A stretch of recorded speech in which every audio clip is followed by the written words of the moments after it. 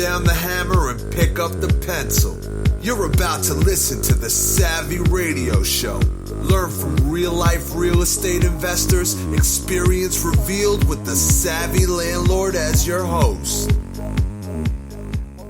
All right, Savvy investors out there, today, oh shucks, I got a special treat for you.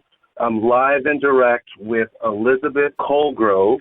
I don't even know where she's from, because she's a military individual that has moved every year or every 2 years. She's going to get into those details here in a minute. She has a powerful website called reluctantlandlord.net. That's reluctantlandlord.net. And I'm just honored to have her on the show today. And we're going to learn more about Elizabeth and her goals and what she's trying to do. She just released a book this last summer called Lease Addendum for landlords, basically how to incorporate lease addendums to protect yourself. And it's from Hard Knocks that she has written this book from things that she has learned as being a real estate investor / landlord. Thank you for being on the show, Elizabeth. Thanks for having me. I'm excited to be here. Okay, let's get down to it. How many times have you moved in your lifetime? I have moved in the last 6 years of marriage. I've moved 3 times, with the 4th being in the next month. Okay, so you're moving again, and each time you have to get a new job, right? Yes, all but one time. And recreate yourself each and every time. Yes, very much so. And they've all been large moves, like Texas to California to Washington or Maryland. So they've been pretty big moves, all but the one time we just moved an hour away. Okay. And then during that process, I know your husband's a Navy guy. Are you work for the military or you are a civilian? I'm a civilian. So I started out at bachelor's, and then after I got my master's degree, I got my first job in the real estate world. And then I just kind of always worked in there. I have a background in finance accounting with an MBA. So I just kind of always worked in the business world. Okay. So you've been married 6 years. How did you get into real estate, or how long have you been doing real estate as a real estate investor? We bought our first house 4.5 years ago. Cheaper to rent or to buy than rent. We got a much better house in the school district I wanted, and I knew that I wanted to own a house. My parents were accidental or reluctant landlords for 25 years, and they always had a house, and I always watched them do this, and so I thought we could do one. And then one turned into 2, and then suddenly we have 8 houses in 4.5 years. That's awesome. Congratulations. Are they all in one area, or are they all over the place? They're in 3 different states, 4 different cities.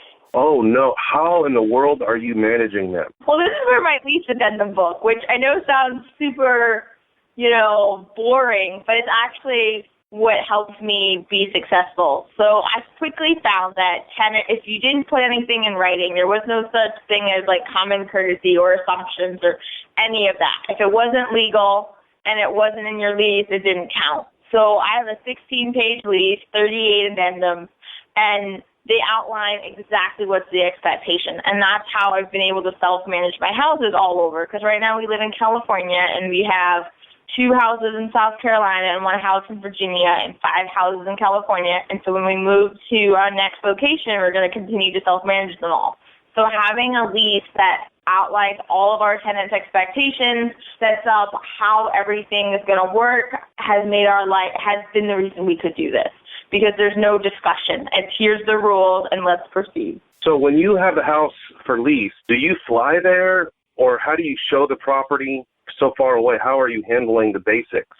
We buy higher level houses. So our tenants have so far been pretty awesome. They've been willing to show the houses for us. So we'll open the door, let a tenant in. And then I'm a huge believer that you should see your house, once a year or every time your house turns. So every time the house turns, I'll fly out there and do the keys. Some people will hire a property manager, but personally, I like to walk through my houses and see them. I almost lost $4,000 on new carpet because my tenants told me that the house looked horrible on the carpets, and come to find out they were just fine.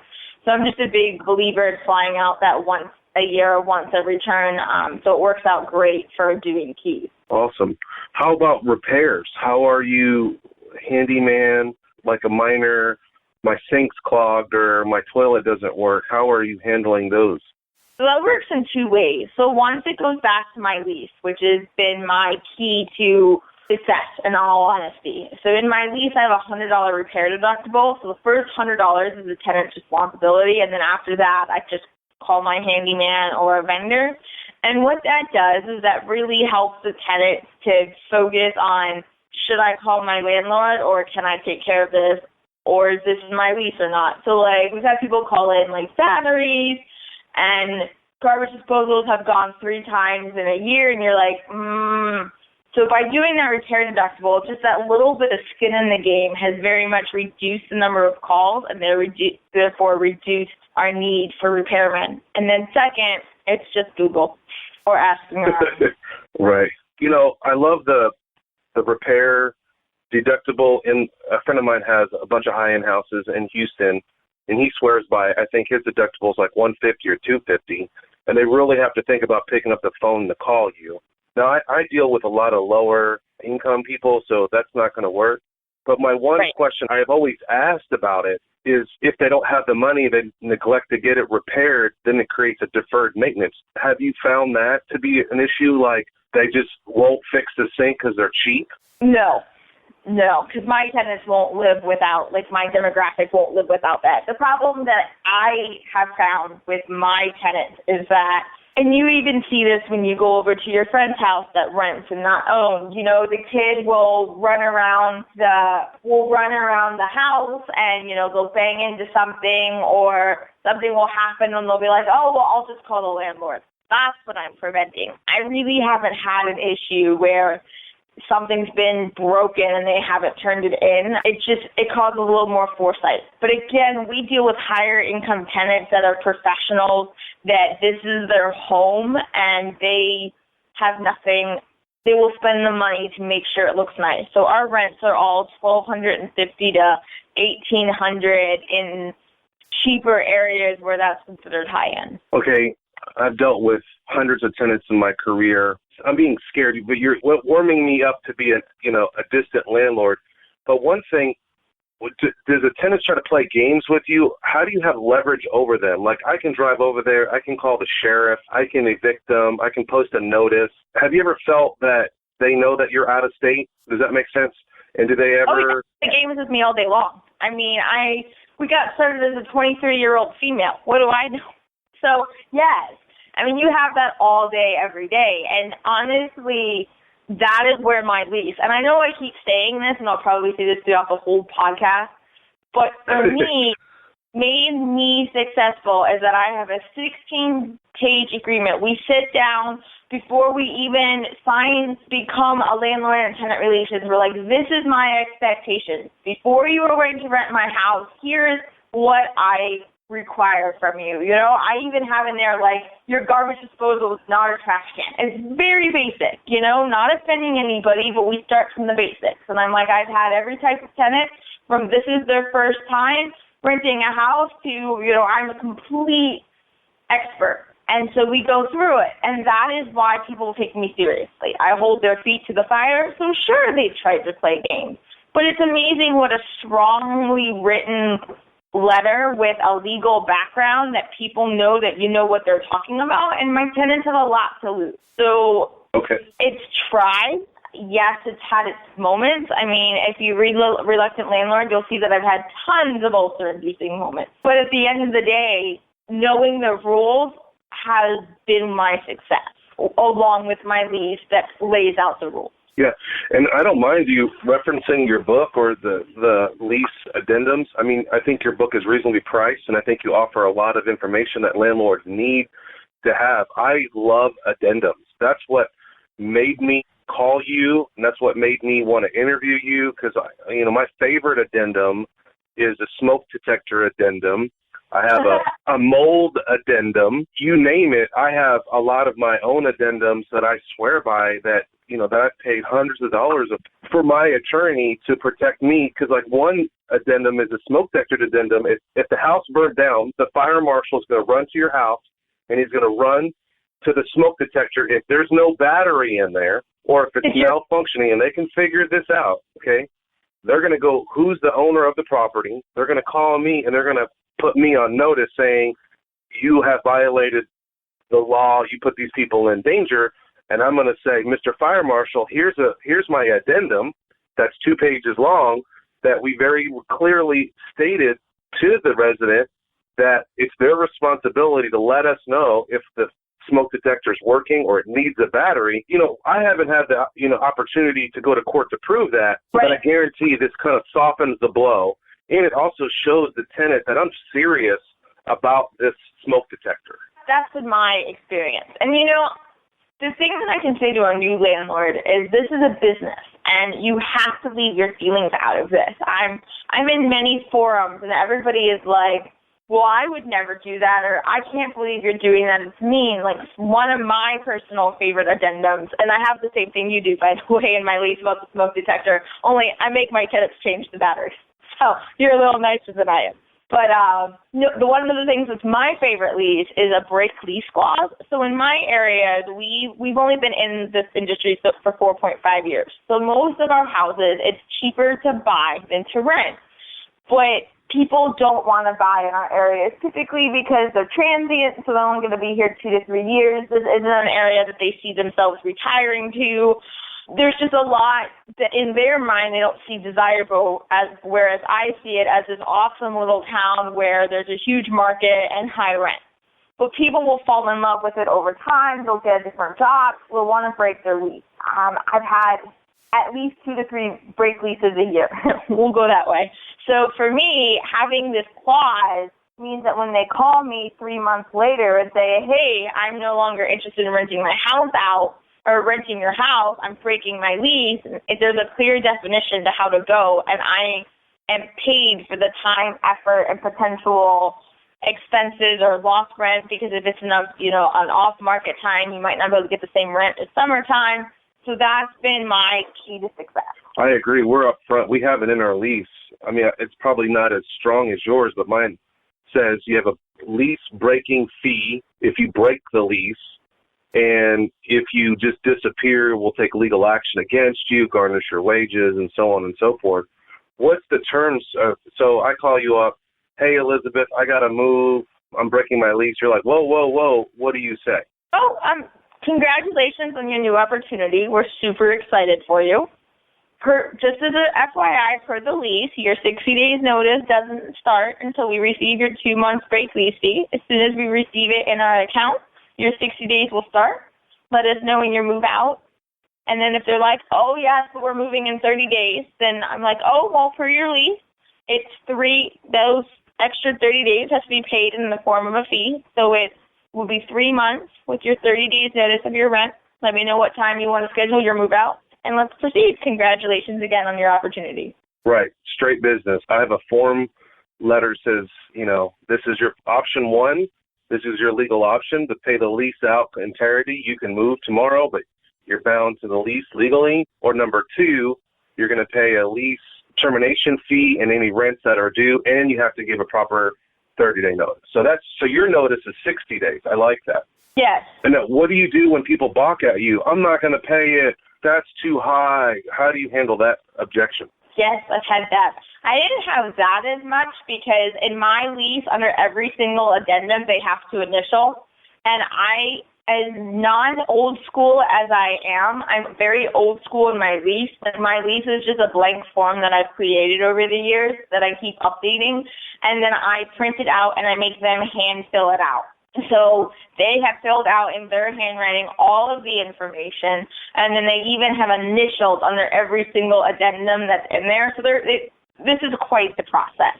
So when it comes to that problem, that's usually not an issue of I didn't know or you didn't tell me, because their handwriting is all over the lease. Now, trying to justify not paying it, that happens all the time. And at that point, it's just reminding them, holding your position. As human beings, we all try to talk our way out of it. I mean, how many times have you gleefully told your friend or your buddy, yay, I got out of X, Y, or Z, or I saved X, Y, or Z. But at the end of the day, when I've held my ground and, some of my military tenants, I've had to go to housing and be like, FYI, I'm pretty sure that I might be getting fake orders or something because they explained X, Y, or Z, and we just want to check on the situation. Can you assist us? And they've been totally helpful. And suddenly our tenants were like, oh, she knows what she's talking about. And we're like, and again, I think the thing that has really made this possible at being the young, I'm only 28, and why we've been able to be successful is that we've always taken the positive spin. So I might tell you that I think they're faking it, but to them, I'm always like, congratulations on your opportunity. Please just provide the paperwork. And so it keeps it very emotionless as much as possible. So you're only 28. You got married at 22, and you sound like a very seasoned landlord. It sounds like you have died on the cross a few times, especially being so remote. How do you deal with headaches? Like, you're just frustrated that the lady lied, she left the house vacant. How do you keep going when things go or they're awry? What motivates you? What inspires you? The financial impact to my family. And trust me, our carpet's been worn out quite a few times. I mean, we've had many ulcer-inducing moments and, formed by fire, right? But at the end of the day, look at our income statement, and I see how much money, or let me rephrase this, lack of money we've put into our houses. So we try to buy every house with 0 to 5% down. Obviously, that's not possible. We paid 25% down on a couple houses, but most of the houses we've bought when we've moved to an area as a personal property. So these are higher-end homes with $100 to $350 profit margin. Now, they've gotten bigger, so that's been awesome. But, we've refied and they've gotten smaller too. So at the end of the day, what has made us successful is our self-management because we've preserved our property margins. And so when they are driving me nuts or I am stressed out, the thing that I sit back after working in the corporate world, I'm like, okay, I made $1,800 a month off my houses. If nothing goes wrong, that's what I bring in. And so for all these headaches and these ulcer-inducing moments, this is a business for me. My tenants are paying off approximately $1,500 a month in principal. So this is $3,200. So I sit back and I'm like, well, my job's stressful, my corporate position is stressful, and I make, a little bit more than that. But I'm like, when I calculate the number of hours, I put less into my real estate. So that's what makes me go through these moments is the financial benefit and the opportunities in the future to be able to stay home with our non-existent children, but be able to raise them and be able to have a flexible work-life balance is what has pushed me through these moments where I want to pull my hair out and have to turn off my electronics and take a break for a second, because it does happen. But that's why it's just like a business, and you need to make a profit off your house, no matter if you're 1 or 20, because that is what gets me at least to these moments. And you can check out my October income report. Starting spring, when life is a little less hectic, I will have them every month. But definitely check it out, because that's what makes me go through those moments. Okay, and you find that on your website, the reluctantlandlord.net, is that right? Yep. Okay, awesome. And also another thing that I guess motivates you too is that your equity and it's appreciating, and you also have the tax benefits because, you have an MBA in accounting, right, or finance, so you got to get all excited about depreciation and appreciation and the equity that you're building just naturally and organically just because the economy is growing in those little areas that you have property in. I'm assuming that must motivate you as well. Oh, yeah. The whole financial picture behind real estate is just so exciting. And I know the average person, it sounds boring, but think of it this way. You put money in the stock market. If you want to switch it to a different stock, so you want to go from Disney to GM, you now have to pay taxes on that. If it gives you a dividend, so you make money back because the stock, we made a lot of money this year, here's extra. You have to pay tax on that. There's not a whole lot of tax breaks.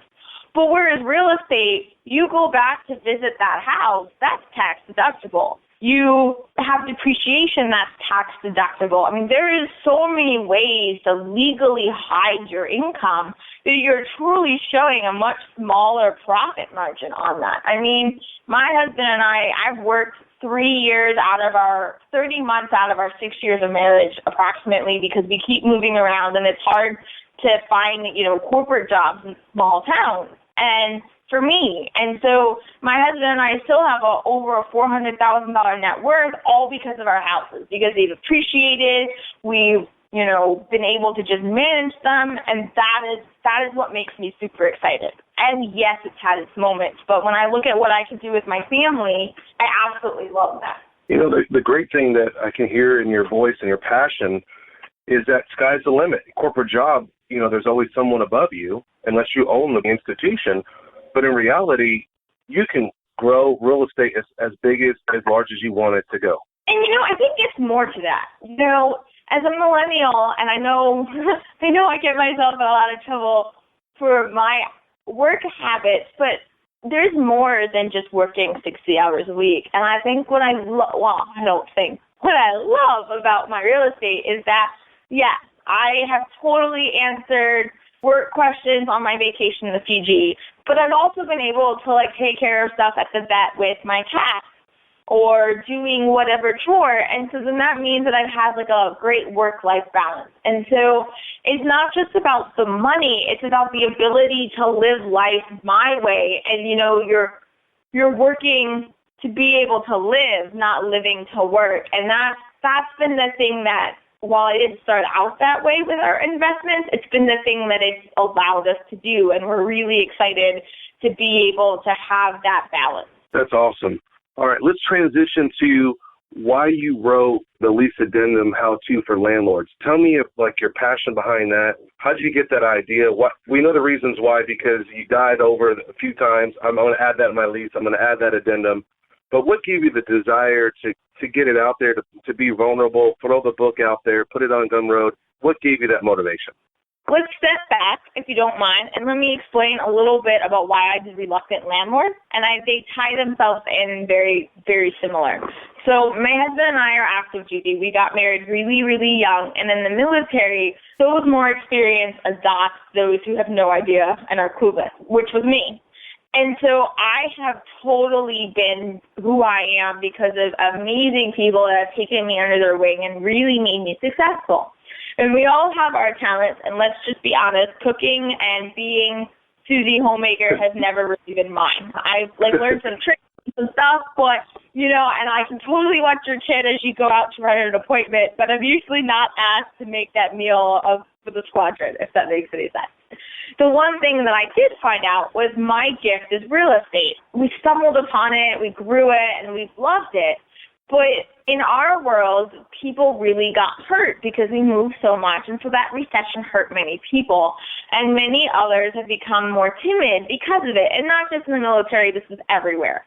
But we've always just kept our mouths shut because I'll never forget someone couldn't believe my husband owned one house, and, under his breath, he's like, well, we really own 4. You just don't know about it.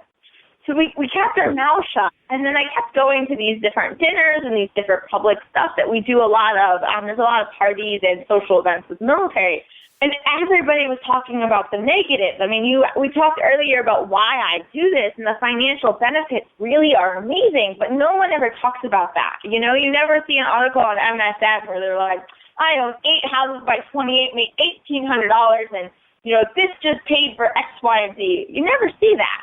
And so I started this blog because I wanted people to be successful. I wanted you to not think real estate was your noose around your neck.